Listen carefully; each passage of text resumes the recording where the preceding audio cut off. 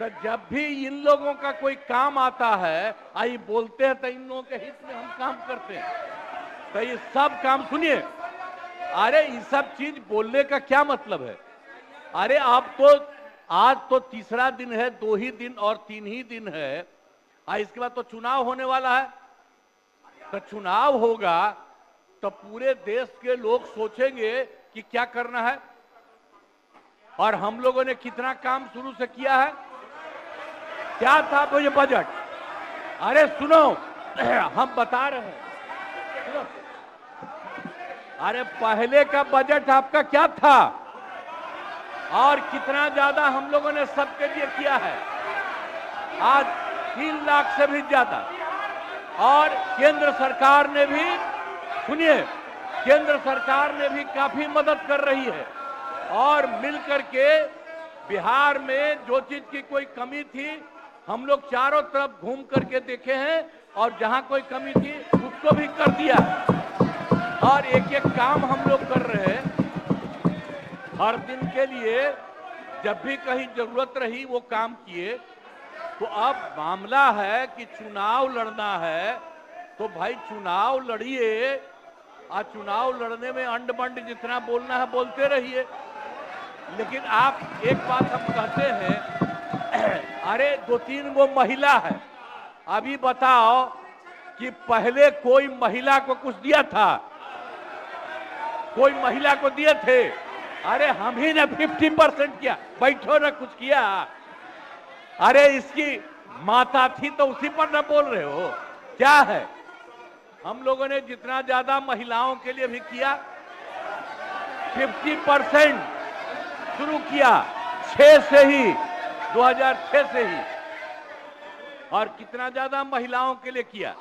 और उसके बाद आप लोग मुस्लिम के लिए क्या किए? कुछ नहीं किए, और उनके लिए भी सारा काम हम लोगों ने कर दिया। तो सारे लोगों के लिए हम लोगों ने शुरू से काम किया, और बीच में थे तो कितना ज्यादा पढ़ाई कर रहे थे। अब उसके बाद मान लीजिए नहीं कुछ किए, देखा इधर उधर नहीं थे तो छोड़ दिया। अब सुनिए, अरे छोड़ो ना, जाके चुनाव लड़ोगे, सबको अधिकार है चुनाव लड़ने का। लेकिन हम लोगों ने जितना काम किया है और उसी को लेकर के सब जगह चुनाव में जाएंगे और एक एक बात बता देंगे। और पहले कुछ था, अरे भाई जानते हो बच्चा न हो, अरे तुम तो बहुत बच्चे न थे। अब जानते हो पटना शहर में भी शाम में कोई निकलता था?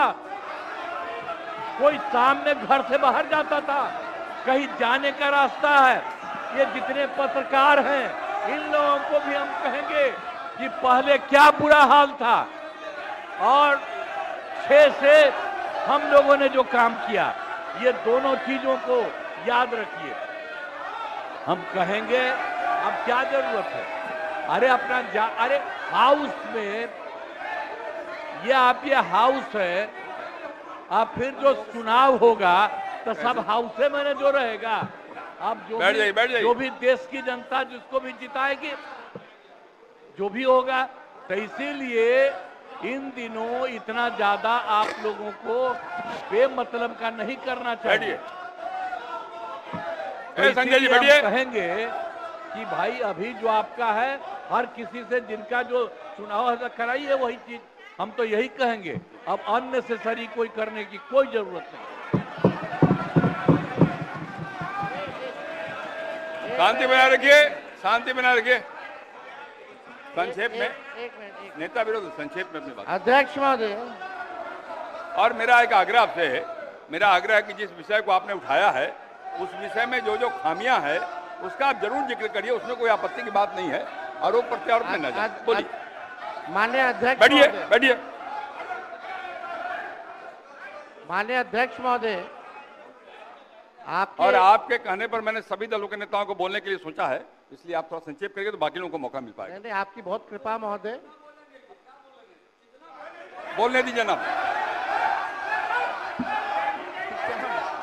आप बैठिए बैठिए।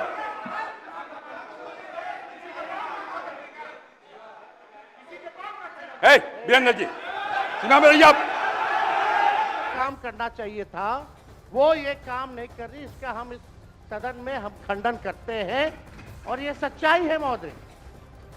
मतलब चुनाव आयोग का ये कहना है कि हम जो है कंप्लेंट मिला कि बाहरी वोटर आ गए हैं या बाहर के अंदर आ गए हैं, ये उनके न्यूज के सूत्रों से मिला। शर्म की बात है कि अभी भी इतना बड़ा ड्राइव एसआईआर का चल रहा है और इलेक्शन कमिश्नर अब तक जो है प्रेस कॉन्फ्रेंस करके अपने पक्ष को नहीं रखे हैं और सूत्रों से खबर मिलती रही है। 2003 में ये ड्राइव हुआ था महोदय, जब अटल जी की सरकार थी। उस समय 1 से 2 साल लगा था इसको करने, और अब ये जाकर के हो रहा है। यानी इन बीच में 2025 और 2003 के बीच में कई चुनाव हो गए। यानी हम मान लें कि नीतीश कुमार जी मुख्यमंत्री बने हैं तो वो फर्जी मुख्यमंत्री बने हुए हैं। अगर नीतीश मोदी जी का चुनाव हुआ तो वो फर्जी मुख्यमंत्री बने हुए हैं, या हम जितने विधायक हम भी चुन करके आए हैं तो वो फर्जी वोटर से बात ही बोल रहा है। अरे काहे के लिए बोल रहे हो? जब उम्र तुम्हारा कम था, तुम्हारे पिताजी 7 साल मंत्री थे और उसके बाद तुम्हारी माता 7 साल मंत्री रही, आज तुम मुख्यमंत्री रहे। और उसके बाद क्या उस समय की स्थिति है?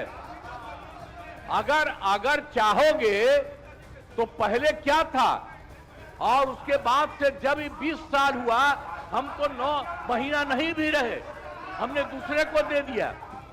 और सारा का सारा बीच में 1.5 साल आप लोगों को भी किया, लेकिन आप लोग भी ठीक नहीं कर रहे थे तो छोड़ दिया। अब हम लोग जो साथ में रहे शुरू से, अब उन्हीं के साथ सब दिन रहेंगे।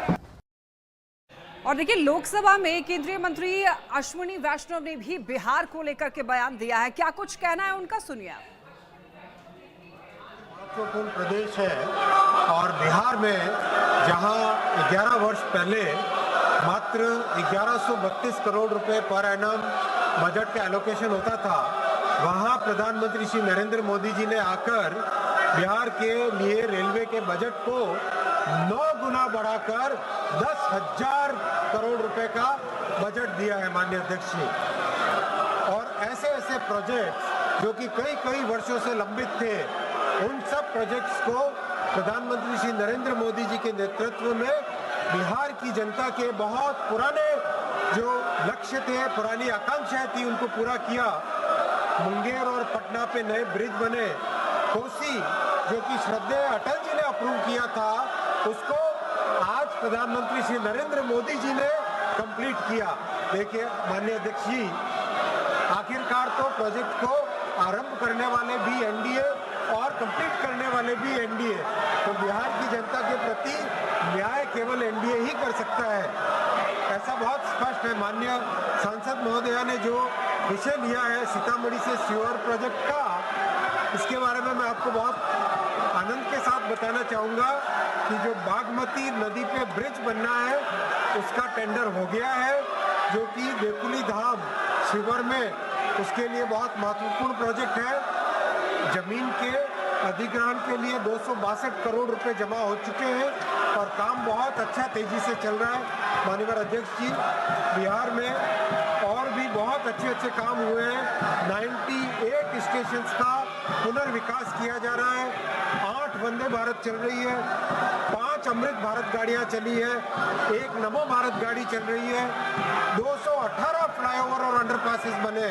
माननीय अध्यक्ष जी, बिहार के प्रति रेलवे का संपूर्ण दायित्व है और बहुत तेजी से उसमें काम करें।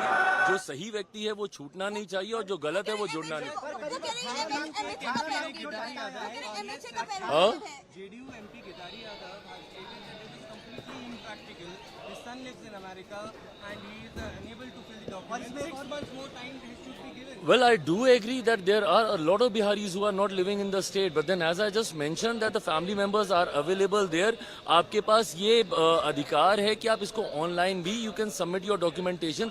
इस व्यवस्था को जितना सरल बनाया जा सकता है वो बनाने का प्रयास किया गया है, बट अगर उसके बावजूद भी अगर किसी को ऐतराज है तो आप अपील में जाइए ना, उसमें कौन मना कर रहा है। 18 लाख जो आंकड़ा है, हाँ,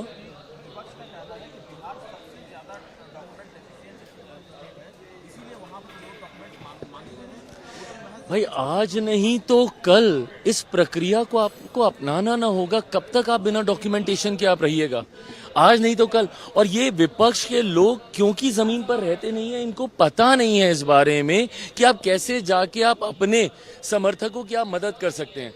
अगर चुनाव आयोग की तरफ से BLO को अधिकृत किया जाता है तो वहीं हर राजनीतिक दल, मैं भी एक राजनीतिक दल का एक अध्यक्ष हूं, हम लोग की तरफ से भी BLAs को अपॉइंट किया जाता है, बूथ लेवल एजेंट्स को अपॉइंट किया जाता है, जो हर चुनाव में मदद करते हैं हमारे मतदाताओं की उनके डॉक्यूमेंटेशंस को कंप्लीट करने के लिए। आज की तारीख में अगर मेरे पास कोई ऐसी शिकायत आती है तो मेरे पास मेरे BLAs हैं उस शिकायत को एड्रेस करने के लिए। आपके कार्यकर्ता अगर जमीन पर नहीं जाते तो ये शिकायत फिर आपके मतदाताओं को संभवतः आपसे हो सकती है। 18 लाख जो है, जो डाटा है, 18 लाख जो लोग हैं वो मर चुके हैं, फिर भी उनका वोटर लिस्ट में नाम था। हालांकि विपक्ष लगातार इसको लेकर हंगामा कर रहा है कि वोटर जो लिस्ट है वो काटे जा रहे। तो जाए तो आप अरे प्रभु, ये शिकायत विपक्ष ही सबसे ज्यादा करता रहा है कि जो मर गए हैं उनका नाम है, जो जीवित हैं उनका नाम नहीं है, जो व्यक्ति है उसका 2-2 बार नाम है, उसका 3-3 बार नाम है, डुप्लीकेसी ऑफ द वोट। ये सारी शिकायतें विपक्ष निरंतरता में हर चुनाव के बाद करता रहा है। और आज जब उनकी शिकायत को एड्रेस किया गया है चुनाव आयोग के माध्यम से तो उनको उस पर भी शिकायत है, तो छिट भी आपकी पट भी आपकी नहीं चलेगा।